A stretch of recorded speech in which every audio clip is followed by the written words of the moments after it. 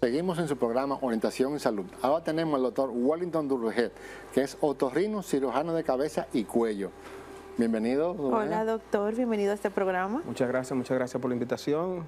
Para mí es un privilegio estar aquí con ustedes y poder orientar a la población que tanto escucha su programa. Gracias. Doctor, iniciando, queremos que usted le explique a nuestra audiencia qué es la otorrinolaringología.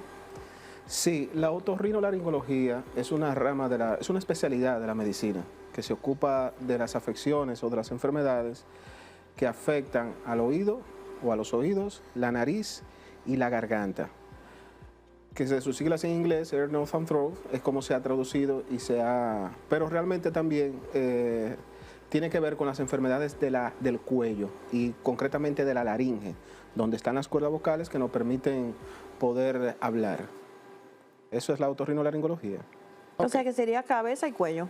Exactamente, o sea, todas las enfermedades que te atañen al cuello y a la cabeza, a excepción de los ojos y el cerebro, sí, por que cierto, ya tiene su... Pero lo que es la nariz, los oídos, las amígdalas, la garganta, la lengua. Pero hay otras especialidades que también incurren en esa área, como es el maxilofacial, el oftalmólogo y el dermatólogo por los problemas de la piel. Pero básicamente la otorrinolaringología, como comúnmente la población la conoce como médico otorrino, tiene que ver sobre todo con las afecciones de los oídos, la nariz y la garganta.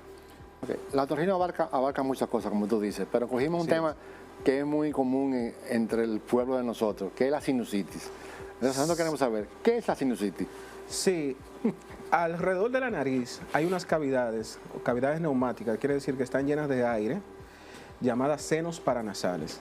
Los senos paranasales es como una cueva, para que la gente lo entienda, que dentro está recubierta de una membrana o de una capa, por llamarlo de otra manera, que produce una secreción durante las 24 horas del día. Esa secreción se vierte en la nariz. O sea que eso es lo normal. Eso es normal, eso es lo normal. Durante las 24 horas del día nosotros estamos produciendo una secreción y esa secreción lo que permite es que la nariz, el aire que entra, lo filtre. Si hay alguna partícula extraña dentro de la nariz, esa secreción es atrapada, esa partícula es atrapada por esa secreción y luego pues nosotros la expulsamos o tragándola sin dándonos cuenta o estornudándola. Entonces, cuando hay una afección de esa área que se inflama, entonces es conocida como sinusitis. La sinusitis pues crea una serie de sintomatología muy común, sobre todo cuando tenemos algún proceso viral, algún proceso catarral, como una gripe, que hay una congestión nasal, que comúnmente la población le llama, estoy tupido, bueno, estoy congestionado. Eso quiere decir que los cornetes, que son unas estructuras anatómicas que están dentro de las fosas nasales, pues se inflaman, entonces tapan esa parte de la nariz. Es que nosotros la nariz la tenemos dividida en dos, una fosa nasal derecha y una fosa nasal izquierda. Y de igual manera hay estructuras tanto del lado derecho como del lado izquierdo que son ambas iguales, pero que ejercen esa función, la del filtrar el aire que nosotros estamos inspirando para que llegue limpio a los pulmones. Cuando hay una inflamación, pues se conoce como sinusitis. Esa sinusitis puede ser causada por un virus o por una bacteria y según sea la afección o el microorganismo que le esté afectando, pues así también será la sintomatología. Doctor, ¿y qué puede causar la sinusitis? Sí, lo principal que causa es mucho malestar, un malestar general, puede producir aparte de la congestión también una rinorrea, o sea, una secreción nasal, que en algunas ocasiones una secreción nasal puede ser amarillenta o muy maloliente. Ahí estamos enfrente de una sinusitis que comúnmente puede ser bacteriana. Hay unos microorganismos que comúnmente afectan esa zona, que es el Streptococcus pneumoniae, el Moracella catarrhalis, etc. Pero son microorganismos, en fin, el Haemophilus influenzae. Entonces esos microorganismos generan ese malestar general. Que se toman por la respiración. Exacto, puede generar fiebre, puede provocar dolor en las zonas donde está afectada. Incluso un signo muy común de la sinusitis es que cuando el paciente inclina la cabeza, pues siente una pesadez, sí, y le duelen los ojos dolor también. en la frente, dolor que puede afectar la parte la parte ocular, o sea, de los ojos. Y ya cuando la sinusitis se complica, ya trae una sintomatología mucho más grave, Porque la nariz, como yo siempre le explico a los pacientes, es como un túnel, es como una cavidad que comunica a diferentes partes a nivel de la cabeza, a los ojos, a la garganta, a los oídos y al cerebro. Si la sinusitis avanza, pues puede afectar esas zonas con las cuales la nariz tiene una comunicación estrecha y traer como consecuencia unas complicaciones muy importantes. Entonces no es tan, parecería como muy sencillo. La gente dice que tengo sinusitis como si nada o no va al médico, pero vemos que es algo que se podría complicar. Sí, la sinusitis puede afectar tanto a niños como a adultos. En cuanto al sexo no tiene ninguna preferencia, puede afectar a tanto a hombre como a mujer.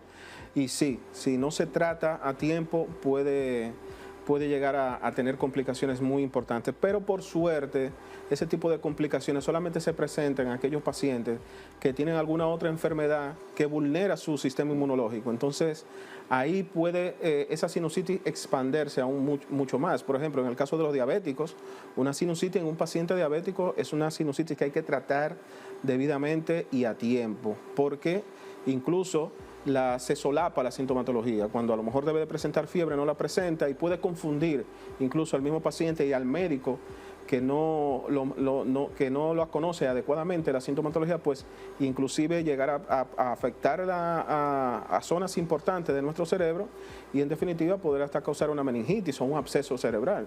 Entonces en ese tipo de pacientes que tengan alguna deficiencia en su sistema inmunológico, ya sea por diabetes, algunas otras enfermedades como el VIH o enfermedades del índole inmunológico, reumatológico, etcétera, pues hay que tener mucho cuidado con esos pacientes. Entonces, en este tipo de pacientes, ¿usted recomendaría que cada cierto tiempo vaya a su otorrino y se revise para ver que todo está bien?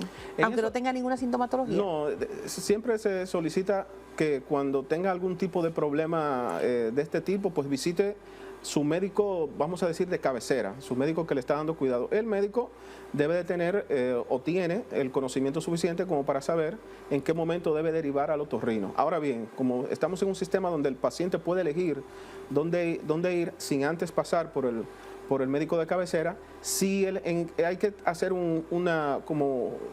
encender unas bombillas. Pacientes diabéticos, infección nasal, mucha mucosidad en la nariz, debe ir al otorrino. O paciente con algún otro trastorno que debilita su sistema inmunológico, pues debe ir al otorrino cuando note esa sintomatología, pero no de manera rutinaria ir al otorrino estando asintomático. Okay. Tú ahorita hablaste que en niños y adultos se puede producir la sinusitis. Sí, claro. Entonces, en un niño, ¿los síntomas son iguales que en el adulto? Sí, los síntomas son prácticamente iguales. Lo que sucede es que los senos paranasales se van desarrollando a medida que el niño va creciendo. No todos los senos paranasales están desarrollados durante los primeros años de vida. Pero hay una sintomatología obstructiva y de un aumento de las secreciones y por consiguiente también puede haber una afección o afectar otras partes como el oído. En los niños que presentan sinusitis, sobre todo los niños que tienen hipertrofia de adenoides, los niños que tienen la nariz obstruida por ese tejido linfoide que está detrás de la nariz, no lo podemos ver a simple vista porque vamos a decir como que está oculto, está como por encima de la boca y detrás de la nariz. Entonces no deja pasar el aire adecuadamente y por consiguiente tampoco permite que las secreciones que se producen habitualmente en la nariz se fluyan. Entonces esta secreción si puede provocar inflamación cuando se ve afectada por algún microorganismo y tener una sintomatología muy parecida.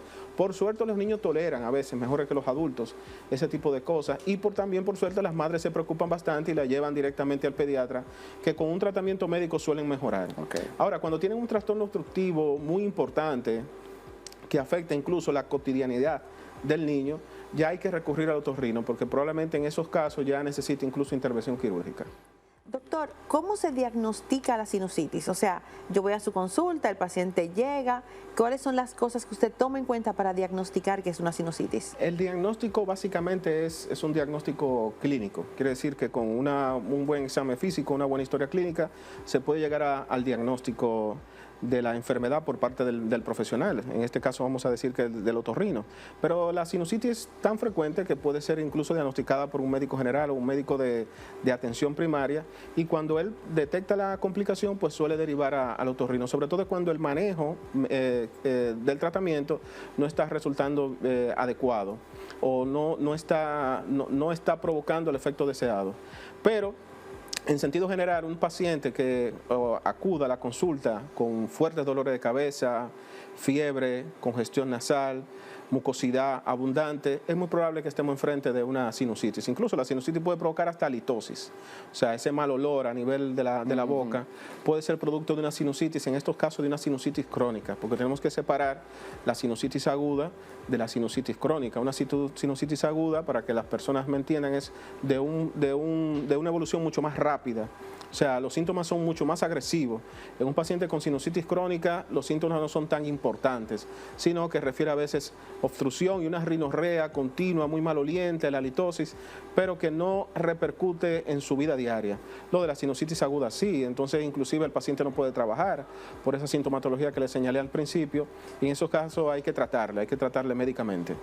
Mi inquietud ahorita antes de la pausa era, hablaste de los niños que tienen el problema de la sinusitis y de la adenoides. Sí. ¿La adenoides se opera o hay que esperar un tiempo para ese niño poder operarla? Es muy y si buena, tiene alguna complicación. Muy buena pregunta esa, porque hay una confusión, no solamente en el paciente, sino incluso en los profesionales de la pediatría, en los pediatras. ¿Cuándo se debe operar un niño con adenoides? Bueno, hay que situarnos en el contexto clínico del niño, en lo que le pasa al niño. Entonces, la principal causa por la cual nosotros operamos a los niños con adenoides es cuando se le produce lo que se llama un síndrome de apnea y hipopnea del sueño, obstructivo del sueño, un síndrome de apnea del sueño, como suele la gente conocerlo. Y es que el niño no respira bien, sobre todo cuando está durmiendo. Tiene pausas de la respiración, lo que conocemos como apnea, o sea, se le corta la respiración. Entonces, eso tiene repercusiones muy serias a nivel del niño, sobre todo en su desarrollo intelectual. Sí, a nivel del cerebro. Sí, y además puede traerte algunos trastornos del comportamiento, como irritabilidad del niño, o esos movimientos. Tengo un niño inquieto que no se para en la cama, ese niño probablemente no esté durmiendo bien. Al no dormir bien, el cerebro no descansa. Entonces, como no duerme bien en la noche, en el día también se la pasa irritado, enojado, etcétera. Sí, y muy hiperactivo. Entonces, ya en esos casos, tenemos que hacer un diagnóstico de la patología del niño. Muchas veces lo que vamos sumándole la clínica, ya vamos a evidenciar lo que está ocurriendo. Entonces, solemos hacer algunos estudios para detectar qué tan grande es esa adenoides. En la consulta de otorrino utilizamos una especie de una endoscopia nasal, que es un artilugio, es una fibra que no duele inclusive, y en algunos casos podemos impregnar un poco de anestésico nasal para que el niño sienta aún menos molestia, y con eso podemos visualizar el tamaño del adenoide. No es conveniente, y aquí me dirijo más a los pediatras, realizar pruebas de imágenes tipo tomografía o resonancia. La resonancia es inocua, pero es muy costosa.